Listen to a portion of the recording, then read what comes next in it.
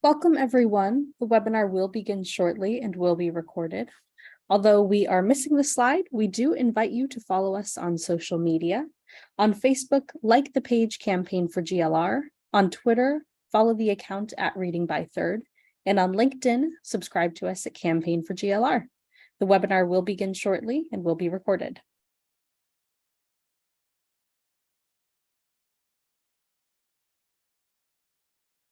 Okay, once again, welcome everyone. My name is Sierra Sanchez, webinar producer with CGLR. I have just a few housekeeping details before we get started. First, we'd love for you to introduce yourself, so please use the chat box at the bottom of the screen to share your name, city or state, and your organization. Be sure when responding to select both panelists and attendees so that we all know who is here. The webinar is being recorded and live streamed on Facebook. A link to the recording, as well as any resources, slides, and bios shared during the conversation, will be sent in a follow-up email to all who registered. And finally, we'll be posting a brief on-screen evaluation during closing and highly encourage you to respond. This helps us with our commitment to continuous improvement. I also am excited to turn your attention to GLR Week 2023. We are offering the Save the Date. GLR Week will be held from July 17th through the 21st, with a focus on bright spots and silver linings. There will be multiple plenary events as well as state-led sessions, and we hope you can join for some or all of them. And lastly, I want to call your attention to our upcoming GLR Learning Tuesdays webinars. Later this afternoon at 3 p.m., we have a session on nurturing connection, the movement for early relational health. Next week on June 20th, we have an exciting doubleheader, starting with a funder-to-funder conversation on kindergarten as a sturdy bridge. And then at 3 p.m., another kindergarten session on strengthening kindergarten to improve children's pre-K through third grade experiences. And finally, we'll invite you to wrap up the month of June with a session on technology-assisted teaching and learning, continuing the conversation. Information and registration links will be posted in the chat box now, and we hope you can join us. Joining you now is Erica Vaughn. Thank you and enjoy the webinar. Hello, everyone. Thank you for making time to attend this important conversation about how housing organizations can support schools with attendance and engagement. My name is Erica Vaughn, and I'm a consultant with the Campaign for Grade Level Reading, where I focus on the housing and education nexus. We've convened this conversation because, like you, we recognize that housing can be a platform to deliver a host of services. With the supports housers can provide, schools can better serve youth and their families, tangibly improving outcomes across the board. Housing has been critical in our efforts since the launch of the campaign, and now, more than ever, as we emerge from a pandemic that shed light on the aspects of school that is undeniably at home, we assert that this is an essential place to invest energy and resources to support learning that is 24/7, 365, and multi-generational. Housing authorities are where we find innovation, a deep commitment to the people who live there, data-driven solutions, and attention to equity. Next slide, please. One of our efforts to support housing and education partnerships is our Public Housing Communities Honor Roll, which identifies, honors, and spotlights the great work of public housing communities in education for kids and families. All three of the housing panelists for today's conversation represent honor roll communities. Through the honor roll, we are building a growing professional network of members and developing tools, webinars like this one, and networking opportunities to support, resource, and scale these critical efforts. We formally introduced the honor roll cohort at NARO's conference in March this year, and the formal induction will be at NARO's October meeting. Next slide, please. We were able to recognize these 31 housing communities and look forward to capturing more in the coming months and years. There's the first half, and then the next slide, please, represents the second half. Thanks so much. Next slide. Ralph Smith, the campaign's managing director, is here today to set the stage for this conversation and to tell you more about the campaign and our long-standing partnership with housing. Before founding the campaign, Ralph was Senior Vice President of the Annie E. Casey Foundation. And as he will tell you, he's a recovering lawyer and law professor. From 1975 to 1977, he sat on the faculty of the Law School of the University of Pennsylvania, teaching corporate law, securities regulations, and education law and policy. We have an incredible team here at the campaign, and Ralph's leadership drives the purposeful work we are privileged to do. Ralph, I'll hand it over to you to get us started. Thank you, Erica. That was a gracious and generous introduction, overly so, but I'll take it anyway because my parents would have been very proud. What I will say, Erica, will echo your assessment as well. We have the good fortune and we're the grateful beneficiaries of serving as a backbone organization for 300 plus communities across the country that have taken up the challenge of creating more hopeful futures for the children of economically challenged, fragile, and marginalized families. They have taken up that challenge by agreeing to attend to one of the predictors of generational poverty, and that is the failure to read at grade level at the end of third grade. And they are forward to find community solutions to three of the drivers of the lack of success at third grade. One, there were too many children who were not ready for school at the time they started. Two, there were too many children who were missing too many days of school, then chronic absence proved to be a serious problem for them and for their families. And third, there were too many children for whom summer was a time of risk and not opportunity, and who lost ground over the summer and returned to school in the fall farther behind than when they left in June. These communities have worked really hard for almost a decade on taking on these challenges. They've made progress, not as much as many had hoped, but progress nonetheless.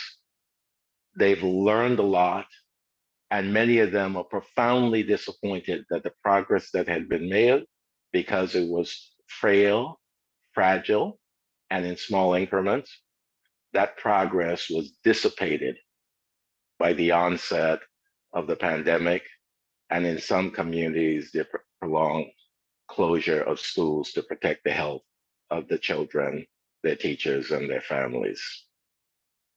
So we find ourselves now looking back. And at the start of the campaign, we knew that there had to be three assurances for us to be able to make sustainable progress. One, we needed quality teaching in every school and every setting for every child every day. Two, we needed communities that were willing to find solutions to the readiness, attendance, and summer learning challenges. And three, especially for the children of economically challenged, fragile, and marginalized families, we needed more seamless systems of care. We've learned a lot of things in the past decade, but perhaps the single most important lesson we've learned is that for these children, seamless systems of care really mean systems that are 24/7, 365, and multi-generational. 24/7, 365, and multi-generational. And what we know now and what we suspected then is that purely school-centric strategies could not be comprehensive solutions. What we know now is that we need to have a bigger table. We need public schools to be supported by public libraries, by public safety, by public health, by public welfare, and yes, by public housing. What we know, as Erica said, is that public housing and the leaders and staff of public housing communities around the country have learned quite a bit by working and walking with the families they serve. Their everyday close-up engagement with those families have provided them valuable experience, insights, and perspectives, and they need to be at the table, in the con, and many times at the forefront of the solution finding process. And that is why the campaign, and this is not altruism, that is why the campaign listened to public housing leaders, learn from public housing leaders, and we have made a commitment over the past decade, a commitment which we have affirmed in the last couple of years, to work as closely as we can with public housing leaders to take advantage of the fact that housing provides as good a platform as any on which to build sustainable strategies and scalable solutions for children and their families. And this is all the more so as we now have taken on not just understanding that third grade reading is an inflection point because it predicts high school graduation, but now that we understand that kindergarten performance, that on-track performance by the end of kindergarten is itself a critical inflection point because it predicts third grade reading and early school success. And to the extent that we as a campaign are re-enlisting, reaffirming our commitment around both inflection points, what we know is that if we're going to stand even the slightest chance of success, we're going to need a table that includes the voices, the views, the perspective, the experience, the expertise, and the wisdom of public housing leaders, public housing staff, and public housing families. And that is why this housing as a platform has become an important strategic priority for the campaign for grade level reading. And I'm delighted to have an opportunity to listen and to learn from the leaders gathered here today. So Erica, thank you for including me in this effort. You and Bonnie Howard are providing the kind of leadership that we need, and I'm grateful for that. Thank you so much, Ralph. In today's session, you'll hear from experts from the housing world who bring diverse perspectives and who will offer you insights into their efforts designed to support children's learning and attendance and help them recover the learning that has been lost as a result of the pandemic. Let me take a few minutes to introduce you to our panelists today. Mary Helen Caccianelli is a senior manager for resident services at Fresno Housing, where she has served for 19 years, working with various public and private community organizations to develop programs and secure funding for resident empowerment, programs that support education, health and wellness, and workforce development. She currently oversees the resident empowerment team that offers site-based services at over 40 affordable housing developments that together serve nearly 50,000 residents, including about 24,000 children in Fresno, a city of just over 550,000 in California's San Joaquin Valley. Maria Casey is one of the Attendance Works Associate Directors, and unfortunately, she is ill today and won't be able to join us. William Russell has served as President and CEO of the Sarasota Housing Authority for 18 years, leading the effort to complete 7 redevelopment deals with 2 more under construction. Under his leadership, SHA has been recognized as an industry leader in efforts to promote early childhood literacy and grade level reading. Sarasota Housing Authority, with its 501c3 affiliate, the Sarasota Housing Funding Corps, serves over 2,000 low-income families in Sarasota, a city of nearly 55,000 residents on Florida's Gulf Coast. And finally, Jennifer Thomas has over 20 years of management experience in the field of community and economic development, currently serving as the Assistant Director for the Housing Authority of the City of Los Angeles, where she oversees its Strategic Initiatives Unit, which includes management of strategic partnerships and contracts, workforce development, digital equity initiatives, and other resident relations programs. HACLA is one of the nation's largest and leading public housing authorities, serving more than 18,000 public housing residents and offering more than 60,000 rental assistance vouchers. And to introduce our moderator today is Hetty Chang, who is Executive Director and President of Attendance Works, a longtime campaign for grade level reading implementation partner organization. Attendance Works is a national and state level initiative aimed at advancing student attendance and closing equity gaps by addressing chronic absence, and has provided incredible strategic guidance and support. Hetty, I'll turn the conversation over to you.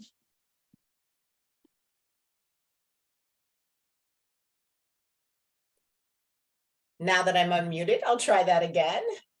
Thank you so much, Erica. Thank you so much, Ralph, and the Campaign for Grade Level Reading for all your incredible leadership. It is my pleasure to be able to give a little bit of background, really drawing upon our experience both with the campaign writ large, but also work that we've had a chance to do over the course of years, particularly with the Partnership for Children, Youth, and Families, and also with CAHA here in California, to think about how do you look at the role of housing agencies in supporting attendance and engagement in school. If you go to the next slide, I want to talk about that there are these 3 very interconnected concepts. There's attendance, making sure kids aren't chronically absent. And we know that when families feel engaged in their children's school, their kids are more likely to show up. And when families have access to technology and digital resources, it's easier for them to feel engaged and connected, even during a global pandemic. And even when we've returned back to school in person, having that digital connection and literacy is essential to making sure families know what's going on in school and can expand the kinds of learning opportunities they need, and ensure that they stay in close relationship and partnership with schools so that they and their children can develop the relationships that ensure they show up regularly. So these are 3 really interconnected circles. And if you go to the next slide, what we're seeing is that when those things are in place, we are much more likely to have the positive conditions of learning that motivate children to show up to school every day. They help to make sure that students and families feel physically and emotionally healthy and safe in school, feel that sense of belonging, connection, support, feel academic and experience academic challenge and engagement, and that they're surrounded by adults and students with the well-being and emotional competence to invest in those relationships that are so crucial to all of these key ingredients. And certainly in the pandemic, we've seen a huge erosion of these key positive ingredients. for positive conditions. And what we're working, in particular with housing agencies, is to make sure that these conditions exist again for all our families, especially the families that you serve. Let's go to the next slide. So one of the first things to think about is, why should housing agencies care? At Attendance Work, we've talked about how we think student attendance and success helps children and families attain that long-term economic stability. Attendance, engagement, digital literacy can promote child safety and involvement in productive activities that lead to better lives. This also can help housing agencies build relationships with their students around their children's success. And this is sort of reiterating some of the things that Ralph said before, housing agencies are uniquely positioned to reach out and address the challenges that families face to getting their kids to school. So I would love to open up first to our panelists. I don't know if William or Mary or Jennifer might want to offer up, why do you think housing agencies should care? And well, both offer an opportunity for you to speak up, but also if folks want to add in reasons in the chat, you can also do that. But William, what would you add? Why should housing agencies care about this? Well, thanks, Hetty. I think, well, first and foremost, I think helping our children get a good education and doing whatever we can to foster that and help them overcome, obstacles that they face, is really the best way to break the generational cycle of poverty that some of them, may be stuck in. And so, I think a good education is critical. And as you've mentioned, being absent from class and certainly dealing with chronic absenteeism, there's no way that child can be learning if they're not in class. I mean, they already face enough obstacles to getting a good education, and poor attendance is just so counterproductive. So I think that's kind of a prerequisite for learning and keeping pace with their peers, and being able to read on grade level. So I think there's definitely a role we can play to helping facilitate good attendance, and I always say trying to nip it in the bud, but if we know that there's attendance issues, there's ways that we can kind of jump in and help address that and mitigate that and get the kid back in the classroom. That's really what we want. So thank you so much. Jennifer, Mary, you can indicate if you want to go to Mary. It looks like you're ready to go next. What would you add? Well, as a housing agency, we have a vested interest in the success of our families. And so we have the ability to enhance those learning experiences by developing spaces and providing those resources to help our families thrive. And so housing agencies develop communities with these amenities, such as indoor community centers equipped with computer labs, connectivity, community Wi-Fi, software for families to use in those centers for, homework and any type of social services applications they may need to apply for. And then also outdoor spaces. Outdoor spaces are very important for our kids to go out and engage, and families to engage amongst their community. But we're positioned in a way to collaborate with community organizations and school districts that can lead to improved coordination of services for youth, including our after-school programming, tutoring, mentoring, and any type of parent engagement activities that can be offered at our sites. This is really about leveraging the full array of resources that you have to offer to improve outcomes for children and families. Jennifer, what would you add here? And also, while you're just want to encourage folks to say in the chat if there's anything else that comes to mind. Why does your housing agency care? So Jennifer, please. I concur with my colleagues. I think I would add that, it's an equity and access issue. We know that in a lot of our, particularly our public housing communities, we know that the resources are just not there. Especially when we talk about digital equity, we know that our youth have digital homework that they just clearly just did not have access to. We know that there are resources at the schools that just aren't there, that are at other schools. And so for our public housing authority, the housing authority of the city of Los Angeles, considering our homeless issue right here in our city and our county, we see educational access and digital equity as kind of one and the same. It's really, the nucleus that breaks the cycle of poverty. And so in terms of our PHA, we saw our role as a convener of institutional partnerships to really understand what resources exist, what resources don't. And that's really how we structured a lot of our contracts to supplement some of those services. And then the other part of it is parent engagement. Really understanding why parents are not engaged. I mean, we're quick to say, oh, parents don't want to be involved, but I'm quick to say I've never met a parent that has stated that they want their child to fail.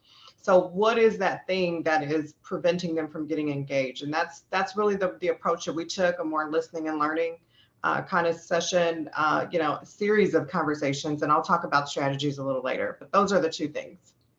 Absolutely. And I think you're speaking to the unique position that housing authorities have as being the places where families live, to be able to unpack and understand that.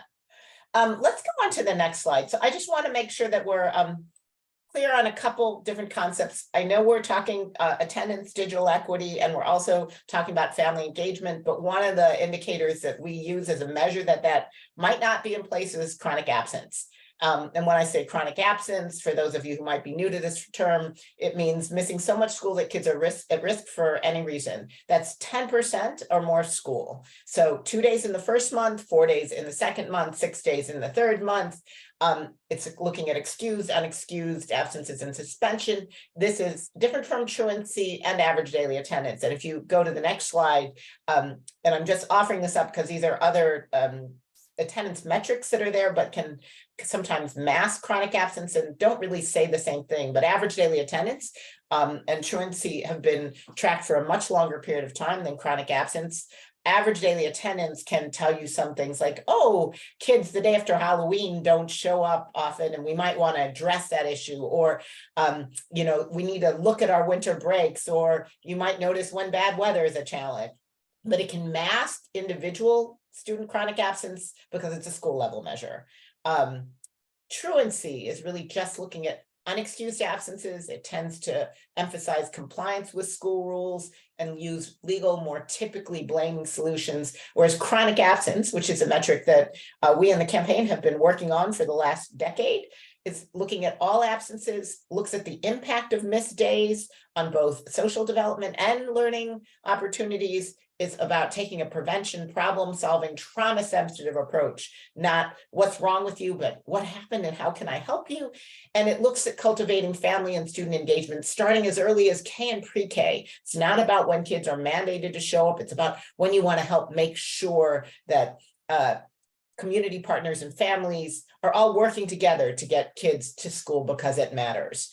Next slide. And it matters. And this kind of echoes some of what I think William said. Chronic absence is a leading indicator and a cause of educational inequity.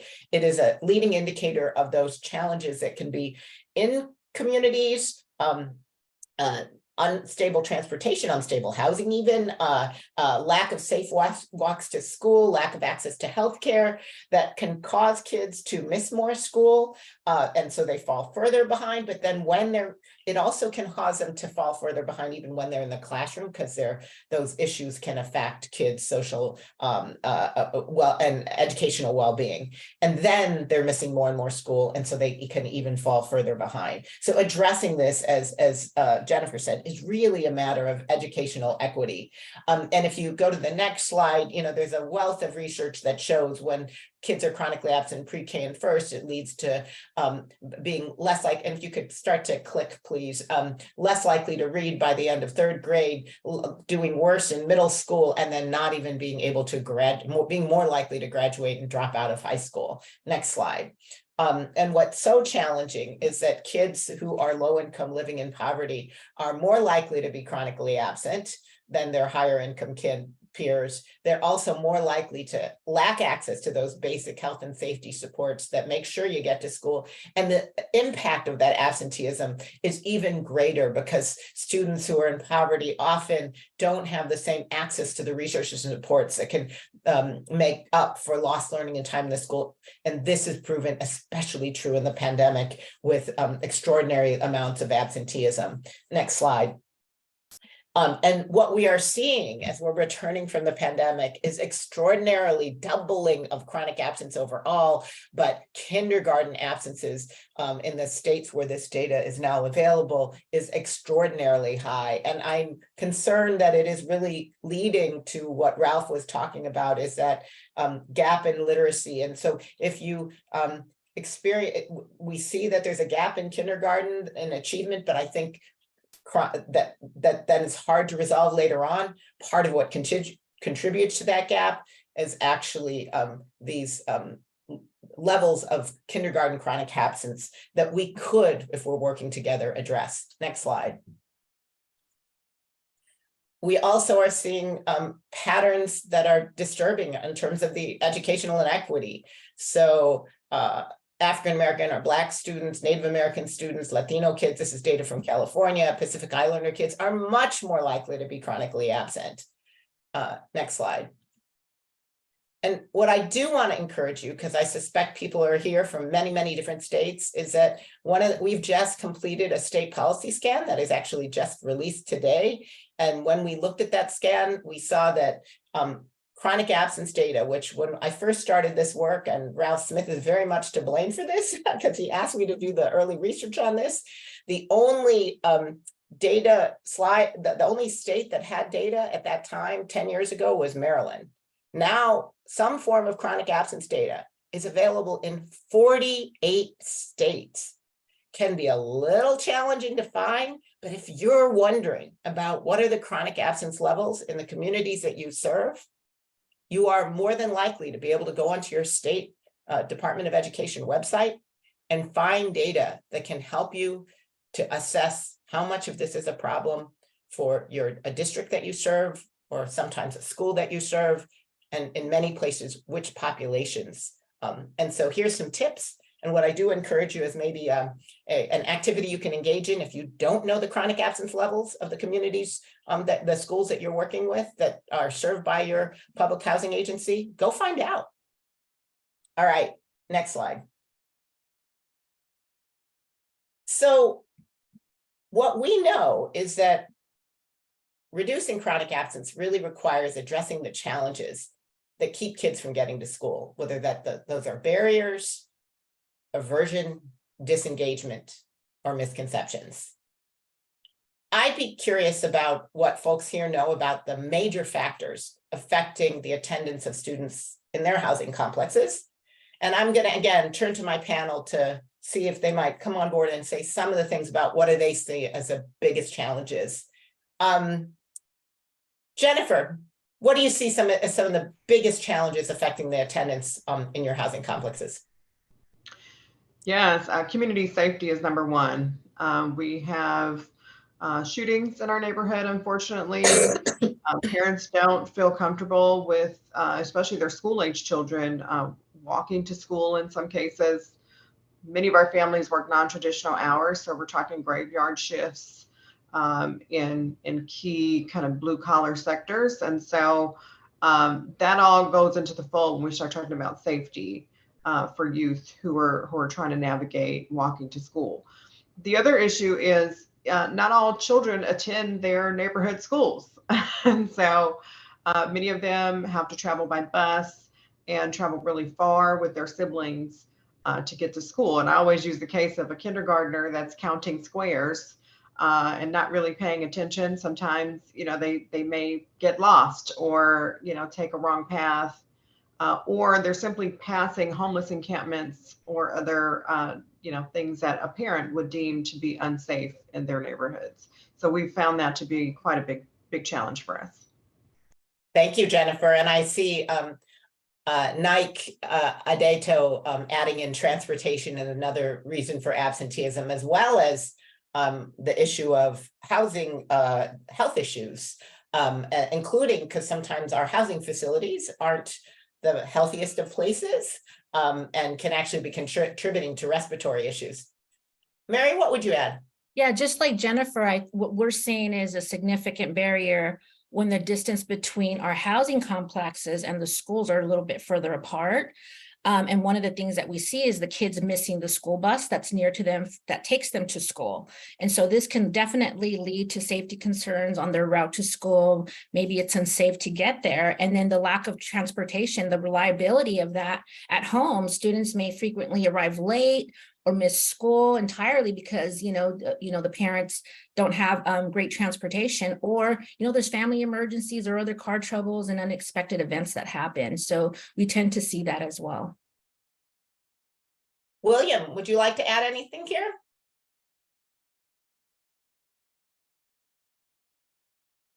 Sure. I agree with all of the above. I think parental engagement is a pretty big factor. And honestly, part of that is because our communities were districted to schools that are not really anywhere near where our families live. And again, with transportation being a barrier, I think the distance literally creates disengagement. The parents aren't, going to the campus. They're not, spending time and cultivating relationships with the school. And so I think that disengagement, I think has consequences for our kids and for attendance issues as well. William, there's research that shows that when families understand what their kids are learning, especially the littlest kids, the youngest kids, they're more likely to have their kids show up. And it's not about, show up to school so that at 5, because when you get to college, you'll be able to show up regularly. It's about show up now because you're learning these skills. You're learning these social emotional skills. You're learning your numbers. You're learning your letters. When families know that, they kept their kids to show up. And one of the things I think that's been so hard is when families aren't connected to school, they can't see it. With our youngest learner, they're like, it's play. It doesn't matter. Right. So I think it's really contributing to those kindergarten chronic absence that we're seeing. And I suspect the pandemic has made it even harder for families to know what's going on with their kids and their youngest children. So I'm going to do a quick, the good thing is we actually know a lot, and our 3 panelists will be able to tell us a lot about what do we know helps kids get to school. So if we go to the next slide, this is really about taking a tiered approach that is building on whole school supports that promote those positive conditions learning, and then doing tier 1, tier 2, tier 3 intervention with each layer of intervention added on top of that. And if you go to the next slide, the thing that we've seen, and this is work that we had done before the pandemic, is housing agencies can partner with schools to make a difference at every level of these interventions. And that can come both from the housing agency with schools, and ideally they're collaborating together to make all of this possible. Next slide. And here are some examples. At tier 1, how you message the importance, how you creating a walking school bus that you might address some of those safety concerns that were mentioned. Making sure that you have health resources available. Maybe it's about mitigating the mold in your household, but maybe it's also, we've seen a lot, families don't actually know when they should send their kid to school if they have a little cough. Do you send them to school or do you keep them home? The pandemic has really created challenges around that. And then for tier 2, making sure that, because as folks mentioned earlier, housing agencies have families on their sites. They often can really foster a different kind of relationship building so that you can create more specialized action plans. You can also make sure that parents have access to resources by, and we'll hear more about these strategies when folks present. And then at tier 3, having more intensive supports. So this just gives you a picture of what can happen. And I'm focusing on the housing agency side, recognizing that schools also need to be putting in place supports. And one of the reasons why housing agencies might want data is they can both see whether they as housing agencies need to do more work, but they can also be advocating and pushing for schools to do more work when they see that chronic absence is a challenge. Okay, so with that, we're going to turn to asking each of our participants, and we're going to turn off the slides for a moment, to talk about how and why your housing authority started to engage with your local districts around attendance, family engagement, and digital equity. And I'm going to ask Mary to share a little bit of her story. For sure. Or Fresno's story. Definitely. And you know, the communication with school districts kind of goes back and forth. So this started some years ago when our executive team at the time were engaged in community conversations and engaging with initiatives directly connected to youth prosperity. And so at the time, you know, the county of Fresno itself has about 32 school districts. And so Fresno Unified is the third largest school district within the state of California. So you can imagine how many students Fresno Unified has. There was about 75,000 at the time. And so through those conversations, what we found was 25% of our Fresno housing youth were living within that boundary line of Fresno Unified. And so it was important for us, because we were already offering after-school programming, that it was important for us to engage with school administrators and teachers to better understand the challenges that the students were facing when it came to attendance and family engagement and any type of digital equity. And this is kind of what led to the ongoing partnership within developing a data sharing agreement with Fresno Unified. And we had the opportunity to work together to make that impact, knowing that we knew, basically based off of the boundary lines of where our families were living, that that percentage was about 25%. And so for agencies seeking to work with school district, don't hesitate. You have to remember that school districts hesitate sometimes to share, you know, specific data with outside organizations, definitely due to legal or privacy concerns that govern definitely the release of student data. But don't get discouraged, because it did take us quite some time to get, but we did not stop. And so, you know, just the process of developing a data sharing agreement can be definitely complex and long and drawn out, but involving multiple stakeholders between lawyers, policy experts, on either side, you know, it definitely should be treated with the utmost care and attention, and make sure that you address specifically on what the needs are for developing this data sharing agreement. Fresno Housing's data sharing agreement is very different than I heard from other housing agencies. Ours only allows us to, of certain individuals within our agency, to access that data when it comes through from Fresno Unified.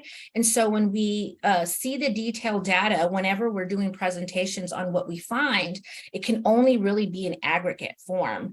And so when we talk about that, you know, when we address, you know, chronic absenteeism, you know, parent engagement, we provide opportunities as a blanket of information to our families, knowing that it's a need to address within our communities. And so that's one of the things that I've heard that's a little bit different, that our agency can't do the intervention piece, as, you know, versus other agencies that have a data sharing agreement that, you know. So Mary, can I ask a question?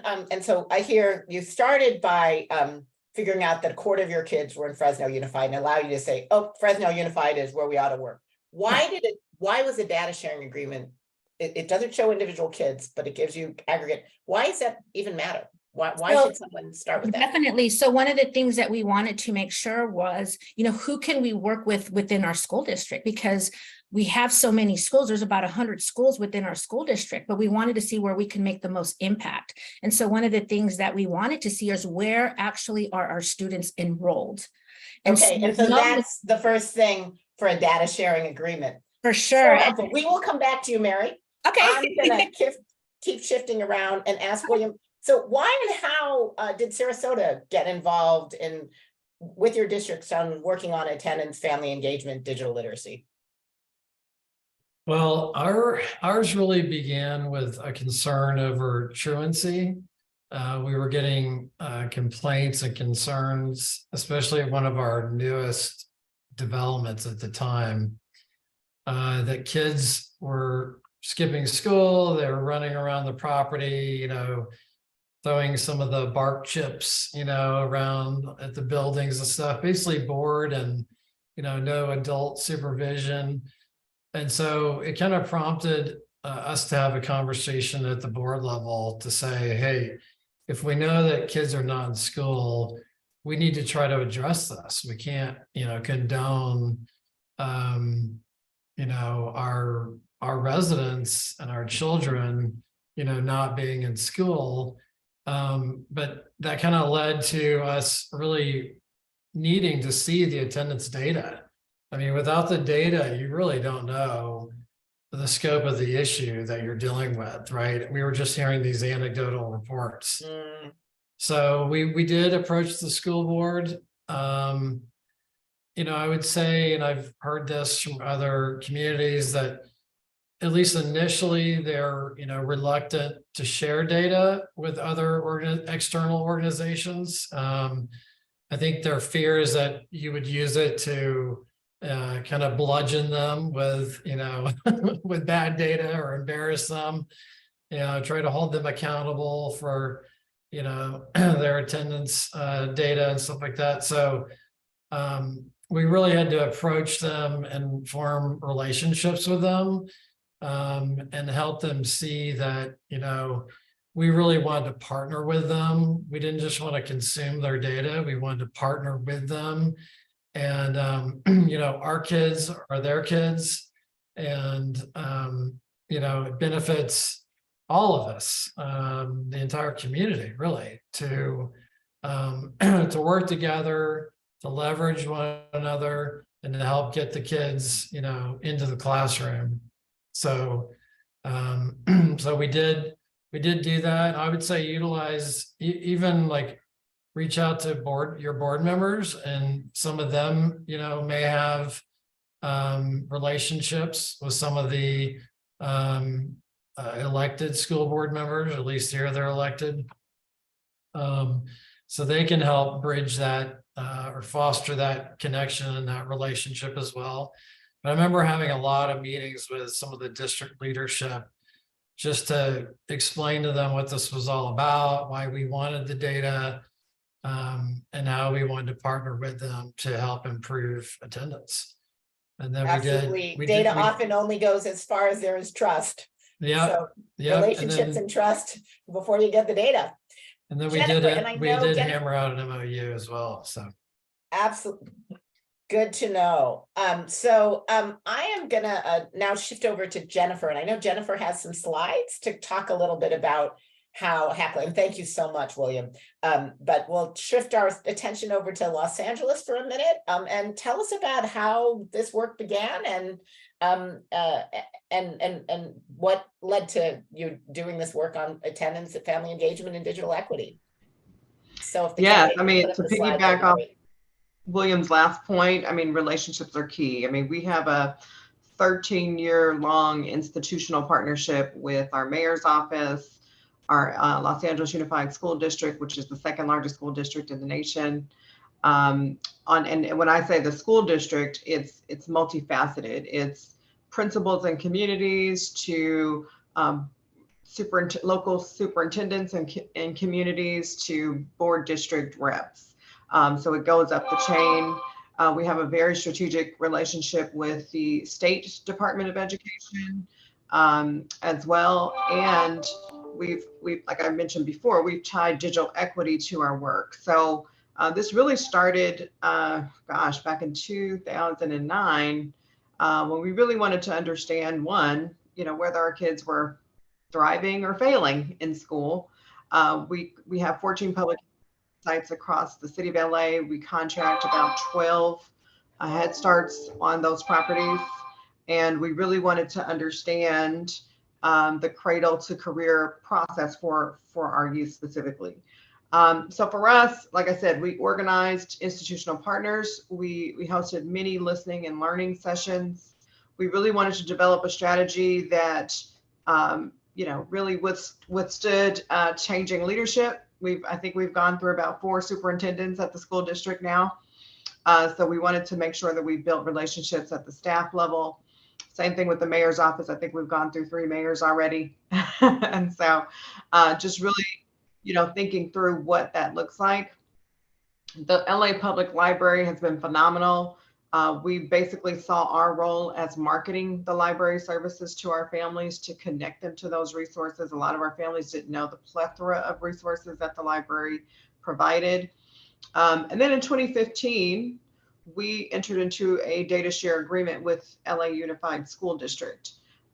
Took a lot of learning and studying and research on our part to really understand the rules of FERPA and all the sensitivities there. So we actually gave our data to the district. We understood that our youth get rolled up in the low income category. There is no real carve out for government assisted youth in the school districts. And so we approached it from the standpoint that we wanted to understand how youth who lived in government assisted housing this was our hypothesis. Do youth who live in government assisted housing, are they more stable, and do they attend school on a more regular basis because they have housing stability than children who don't? And that was our general hypothesis. The answer initially was no. Our kids had just the same amount of absenteeism as foster youth who switched around different schools year to year. Wow, that must have been a bit very daunting. daunting to see. Yeah, our kids were not passing 3rd grade reading. They're basically dropping out in 8th grade, and they weren't making it on the rolls, on the rosters in high school. So we knew we had a lot of work to do. We actually, that was a 4-year agreement. Just negotiated our next data share with the district. We just got that this year. So there's a lot of steps that we've done, but in between that time, we also had a curriculum change to Common Core, which added another layer to our work because a lot of our parents don't understand Common Core and how that works to be able to support their kids with homework. So that's when we got our community organizations and our resident advisory council reps involved into the strategy so that we can understand what they're seeing on the ground and get their buy-in and really we approach it from, we want to understand what the issue is so that we can supplement the resources. And really our focus was on 3rd grade reading, kindergarten through 3rd grade, Head Start transition into kindergarten, tons of supplemental supports. We wanted to understand the IEP services, were our kids linking to those services or not? Could we co-locate them in our gym spaces and our computer labs? Access to books, safe passage was huge, working with community leaders to escort youth to school, both to school and after school. And then we restructured all of our 3rd-party contracts in our gymnasiums, our Boys and Girls Club contracts, and gym partners to really have literacy goals built into the academic achievement components of their summer enrichment programs and their year-round programming. And then we stepped back in 2017 and we said, you know what? We really need to create a 25-year vision plan that focuses on these things so that it withstands, like I said, leadership changes, staff changes, and there are some consistent themes and goals that collectively as a housing authority with our partners, we can all agree on. And that's what we did. It was blessed by our mayor's office and all of our partners.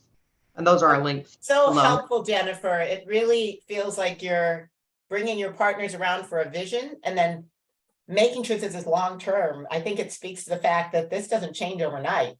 You're going to need a 25-year vision to put in place all the elements. Really appreciate all 3 of your perspectives about how you started. I want to now, and I'll stick with you, Jennifer. Amongst all these strategies, what are the top 2 or 3 that you would say have been especially effective?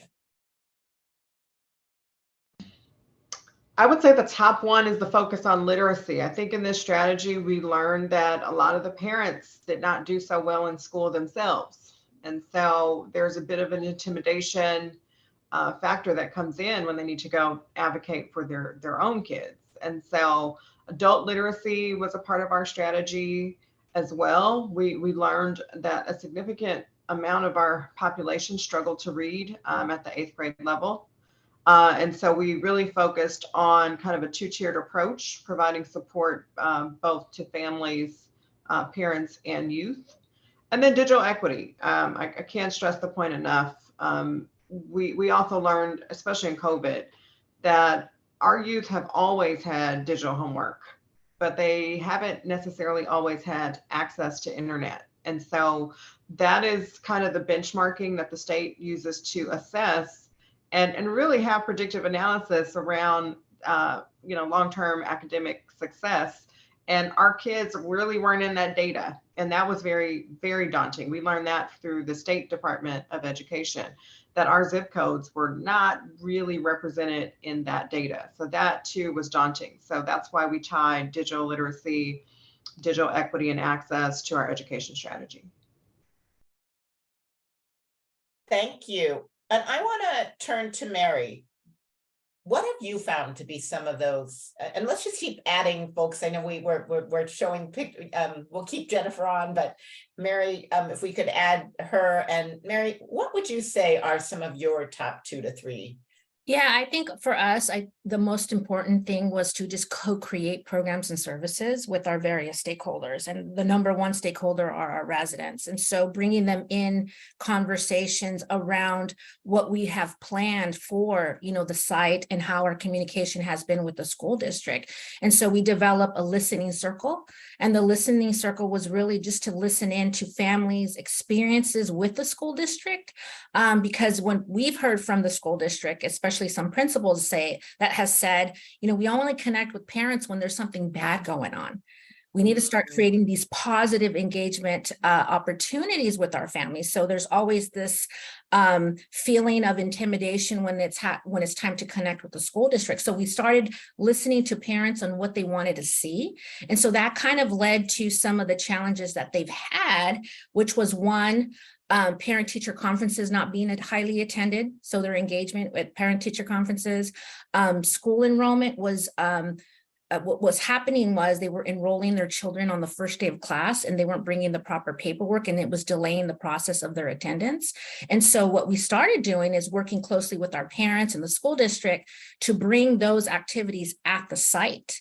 And so we brought the school over, we have parent enrollment, parent engagement classes for our parents. And the one thing that we heard from our parents and also the school district was there's the Atlas parent portal, and a lot of school districts have this portal where parents can access school attendance and grades. From the school, we heard that only 1% of our families that were living in a specific development were logging in.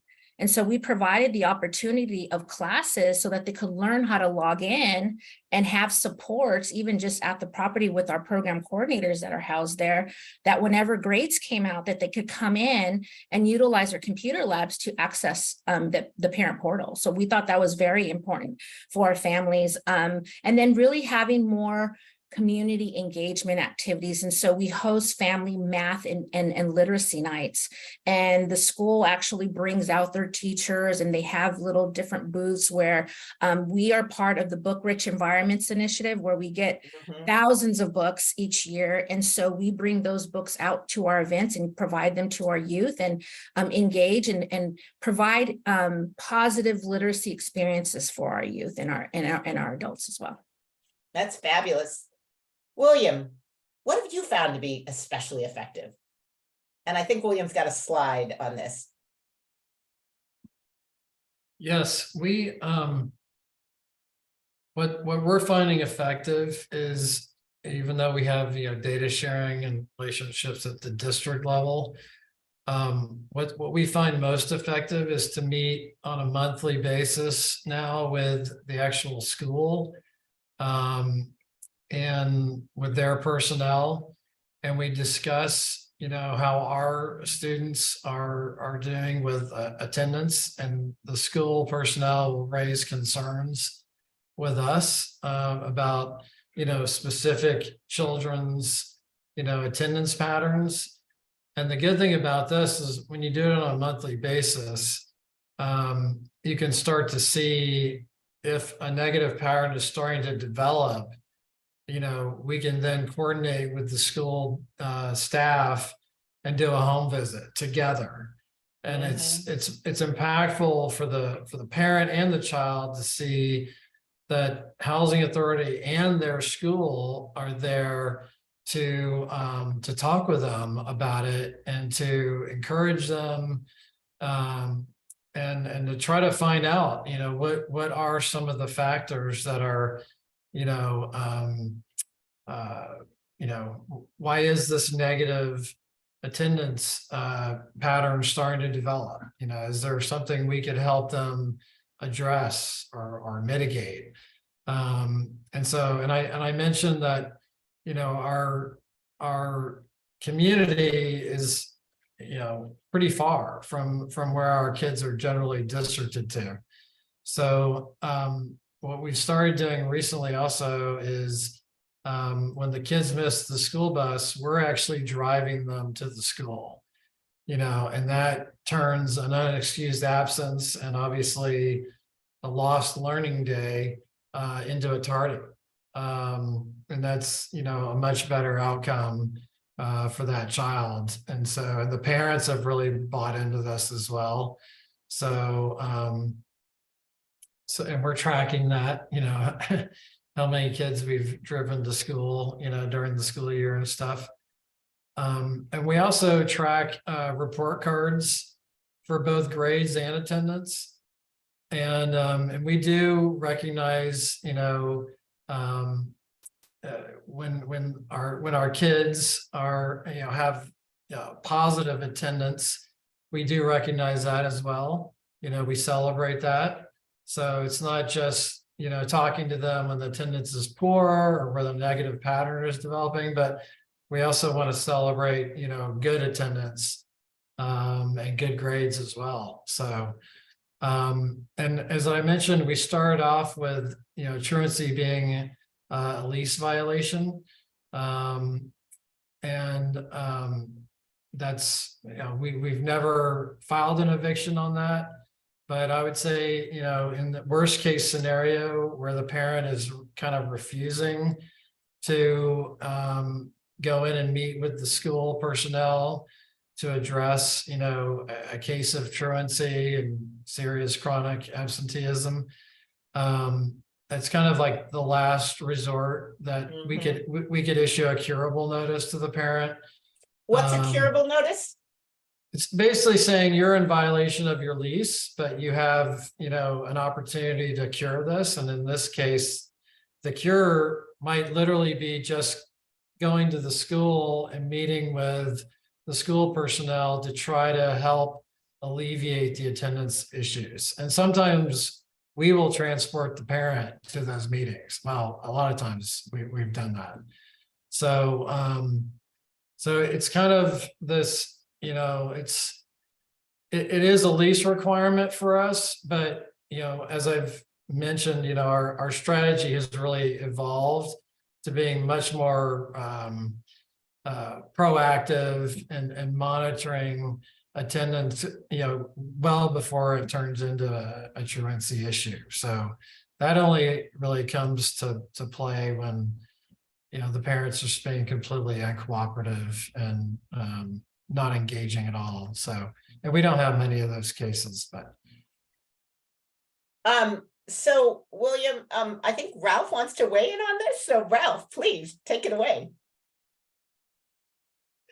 This has been a really fascinating conversation. And what it reminds us,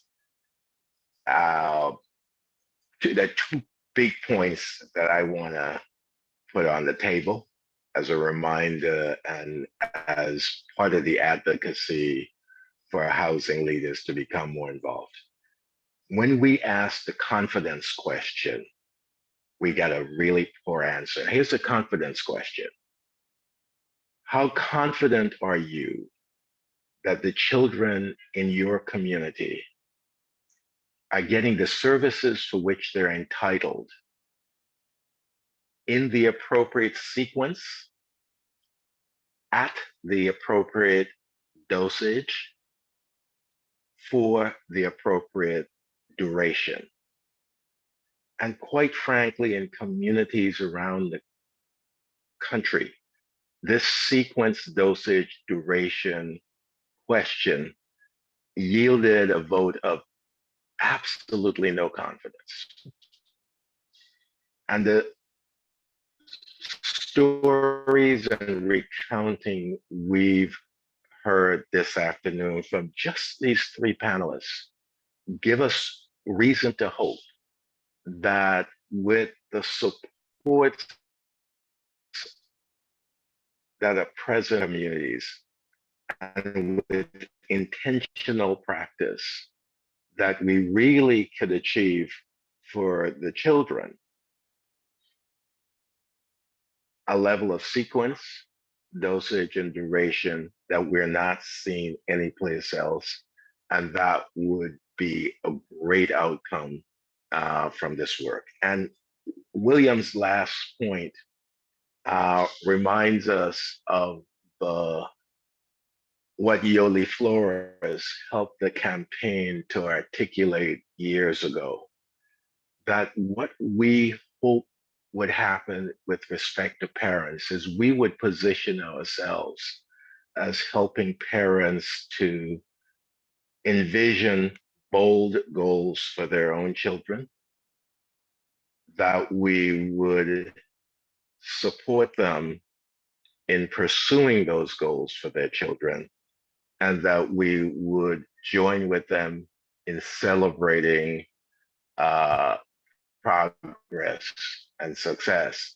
And William, you just described that, and actually the three of you combined to describe how the intentionality with which you're approaching this work really helps, takes family engagement and gives it a level of specificity and concreteness around the goals that parents could have, the support they would need, and the opportunity to celebrate. And these three presentations together really make a powerful case for public housing as part and leading this 24/7, 365 multi-generational strategy we need for kids to succeed. It's an exciting combination, and I'm really learning a lot and being inspired by the work you're doing. Thank you so much for weighing in, Ralph. And it is true, you know, I think you guys are illustrating what's the power when you're supporting families in schools and in where they live to get to that 24/7, 365 approach. I'm curious, William, could you just say a little bit about, and I encourage folks to ask questions also. We're moving into the Q&A portion, but I'm in the meantime going to still ask another question, which is, what's been the impact of the pandemic and how have you found ways to address it? Sure. I'm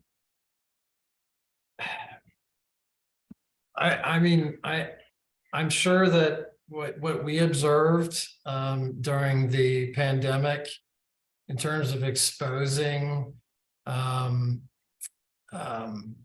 know, how it really impacted our families and our kids, I think exponentially. It was, I mean, it was tremendous, and it was difficult to observe. And, you know, for us, having so many programs, you know, in place to prevent, you know, our kids, you know, falling behind their peers and not reading at grade level or not experiencing a summer learning loss, that type of thing. To have this happen and potentially set them back, you know, even more than they normally would be, was in some ways it was kind of devastating. But what we first found out was that the school district, you know, emailed out these forms basically saying, you know, let us know if you need technology, you know, if you need devices and technology so that your kid can be engaged online and do this remote, you know, online learning. Well, what we started observing and talking to the schools and talking to some of the parents was that none of our parents were filling these forms out. They all needed equipment. They all needed technology, but they weren't filling the forms out. So one of my Youth Thrive employees just took it upon herself to fill it out for everyone and submit it. And then we found out that they were going to distribute them at different distribution points. But again, our parents didn't have, access to transportation to get to these distribution points. They weren't in our neighborhood. So we helped facilitate that as well. And then we would go in and check in with some of our families to make sure that technology was working and their kids were really able to get online and access their classrooms, as it were, and found that, some of the families were really struggled with just basic computer and internet literacy. So we had to help kind of coach them on, how to get the computer connected to their new Wi-Fi hotspot, and then how to get onto the different websites. And one of the frustrations with different teachers had different, like online platforms and different websites that they needed to be able to access. So that was challenging. I mean, that was challenging for all parents.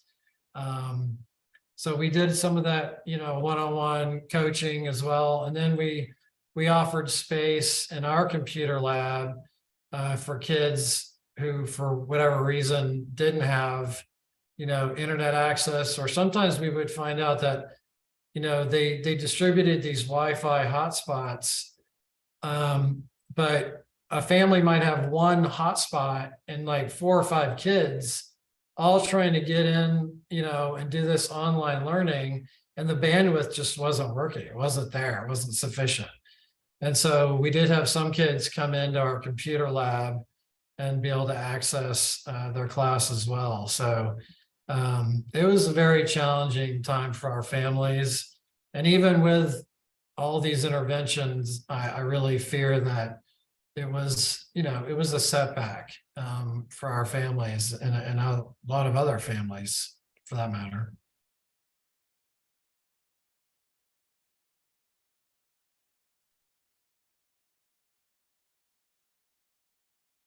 Hetty, you're muted. Thank you. I also so appreciate your sharing of this. And I guess I'd also like to have all of the speakers come up and talk about this. And I'm curious because you just talked about, which I think folks saw across the board around the impact on digital literacy, but we're now back in school in person. Are these digital issues still an issue? And how are you all trying to address it? And I'm actually going to turn for a moment to Jennifer to speak about what they're doing in Los Angeles. Yes, for us and COVID, we actually got lucky. We received a pilot digital ambassador grant where we were able to train up about 10 youth at our largest public housing site in Watts, which is Nickerson Gardens. And those digital ambassadors did everything from helping families sign up for the emergency broadband program, which is now the permanent program, Affordable Connectivity Program. They also help seniors access telehealth services, order online prescriptions, COVID testing appointments. If you recall, when COVID first came out, you had to set an appointment online, and our families really didn't have access. So we partnered with our internet service provider, which is Starry Internet, and they too hired an outreach team. They had 2 people alongside of our digital ambassadors really explaining what the internet was, how it worked, and really coached our digital ambassadors to do the outreach. We were still in person, so we masked up, gave them gloves. They were door knocking in COVID. And I guess what I'm wondering about, though, is school is back in person. So I think I wasn't clear about the question.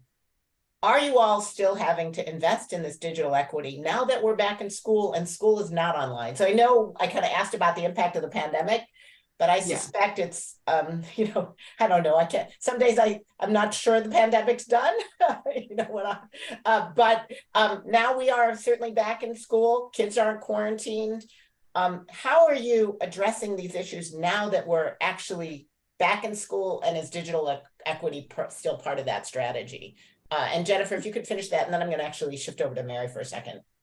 Yeah, so during COVID, we piloted it at one site, and then we expanded it to all 14 of our public housing sites. I'm the VP of our nonprofit affiliate, Build Hope Inc. So we used it as a launching pad for investment into our computer labs.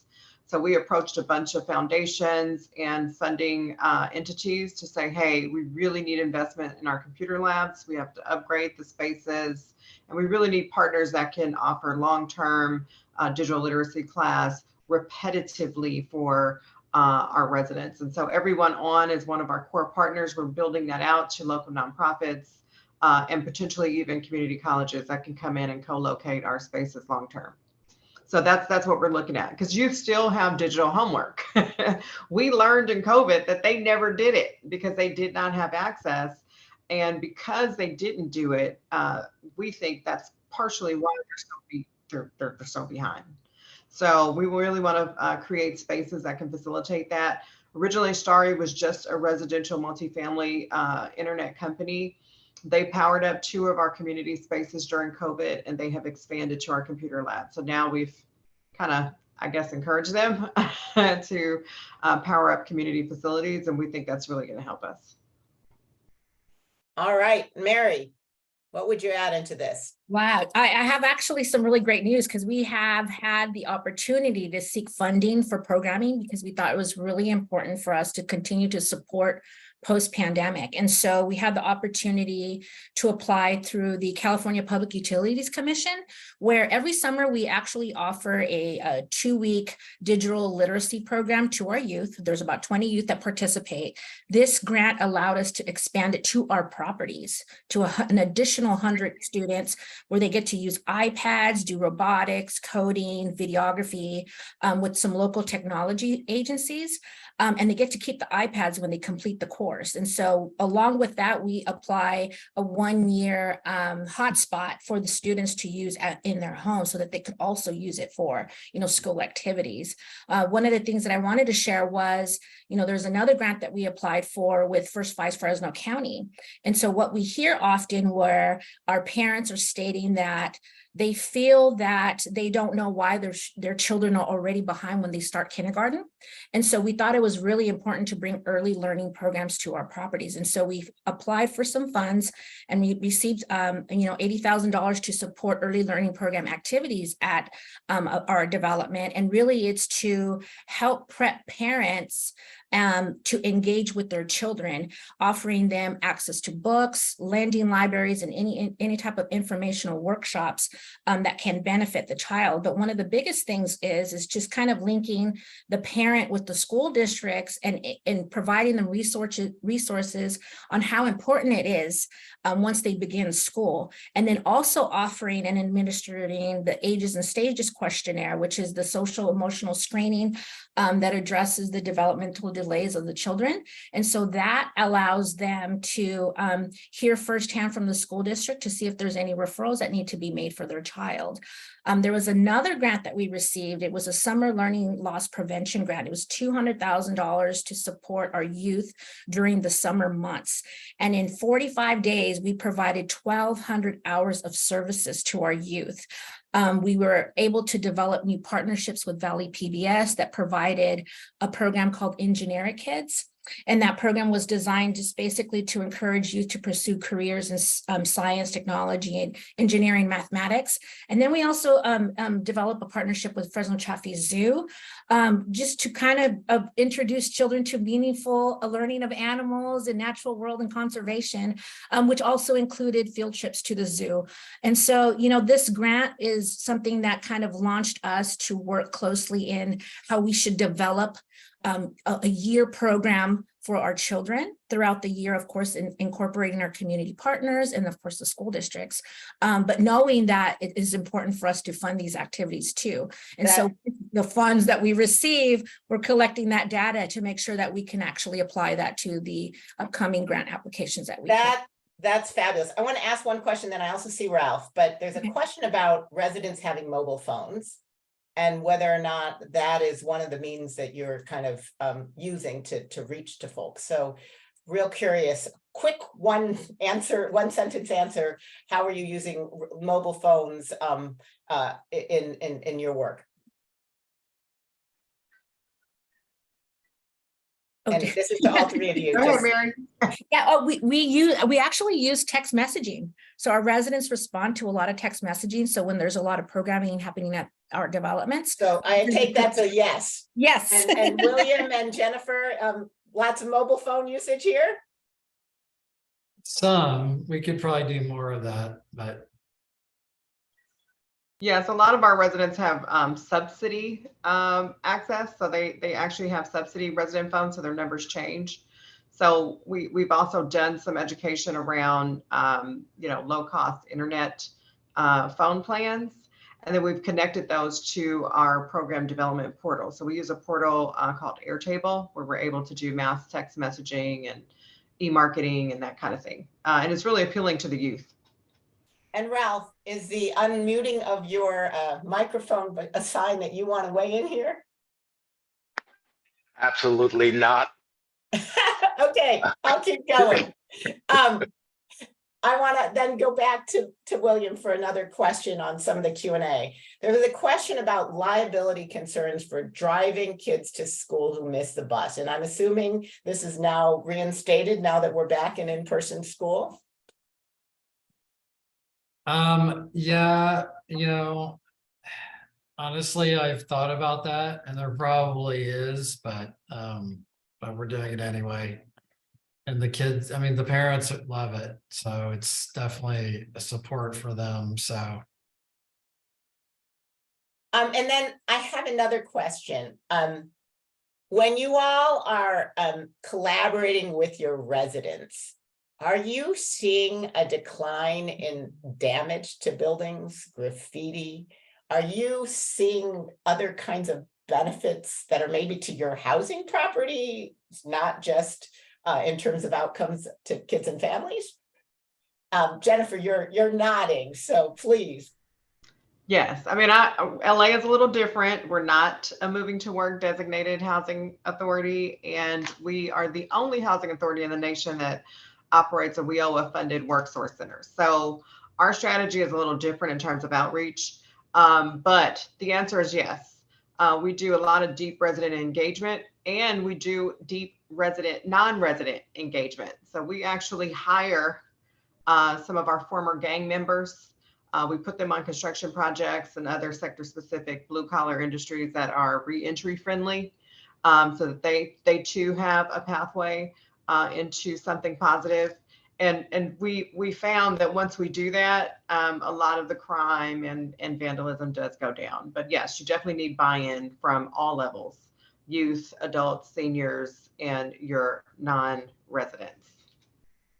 And I'd be curious, do any of you, can you share for any of your work where you've actually been able to document an impact either before or during COVID, where either your digital literacy or your attendance efforts resulted in better attendance, reduced chronic absence, or better outcomes? Do we have any evidence coming out of your efforts that we could cite as, this is proof that this doesn't just make common sense, it actually has impact? We are in progress. I think with our adoption rates, we're about 90% adoption rates for the ACP. We are now undergoing surveys. ACP, I'm sorry, can you just? I'm sorry, the Affordable Connectivity Program. That is the FCC's permanent broadband policy that we were happy to advocate for. But now that youth and adults have digital access for homework, and we have powered up our gym spaces, and youth are able to get after school tutorial support with connections to their individual educational plan services.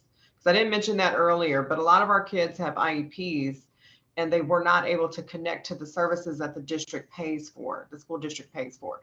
So now that we're able to link children and families to those services, we are now, our new hypothesis is now that they have digital access and they're able to be linked to the IEP and some 504 plan services, will we see an uptick in academic success? So that is the new hypothesis. Of course, looking at attendance and all other things in place, that is our new hypothesis. So yes, we are. That's so helpful, Jennifer. And I do think about, given the kind of devastating impact that William talked about earlier, and that's really, I think, on all our communities.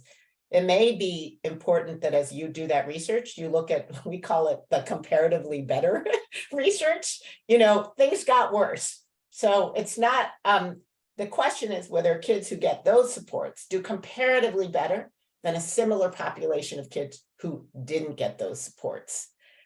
So I think we are having to be pretty careful about how we think about documenting impact, and have realistic bars of what better impact is. William, do you all have you had a chance to kind of document and look at impact? I think the most recent big impact that we saw in terms of data and evidence was we do a K through third grade summer enrichment camp. And last year, for the first time, we had a reading recovery specialist who worked for 30 minutes every day with all the kids, like one-on-one. And then we got their reading scores from like the first part of their academic year. And all of their reading scores went up significantly as a result of that program. And I'm thrilled that we got another reading recovery specialist to be with our summer camp this year as well. So that was very impactful. So like the opposite of a summer slide. Absolutely. A summer springboard. Love that. Mary. Pre-pandemic, we did do some data work. Post-pandemic, we're still working with the school district just to kind of see what the feel is like to create new baselines. But one thing that I do want to share that we have seen an increase in parent engagement. And I think it's through the positive community engagement activities that have happened. We've provided, opportunities for parents to be ambassadors with different programming that we have. And so kind of putting a title to them and being responsible for some of the activities that are happening at our sites have really increased that participation. Okay, I want to ask if any one of you might take this. There's a question. There's so much here. Where would you start? And why don't you just take this is a one sentence.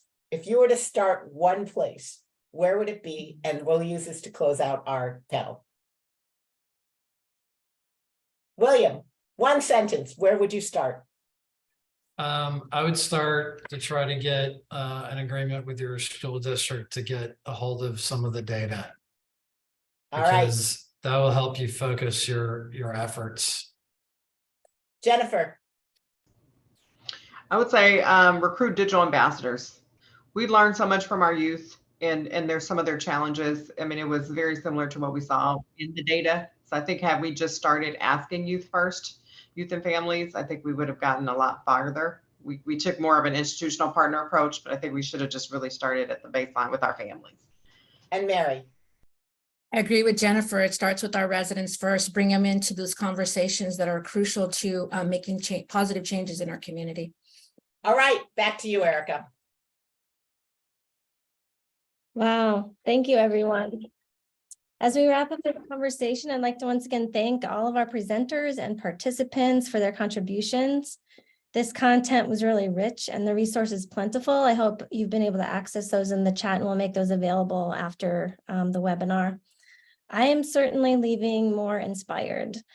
We look forward to more collaborative housing and school partnerships. Please join us for our upcoming Learning Tuesday webinars, and save the date for the GLR Week 2023, which is July 17th through 21st. Have a great rest of the day. And if you can take a moment to take the poll that popped up, that would be amazing. Thank you so much.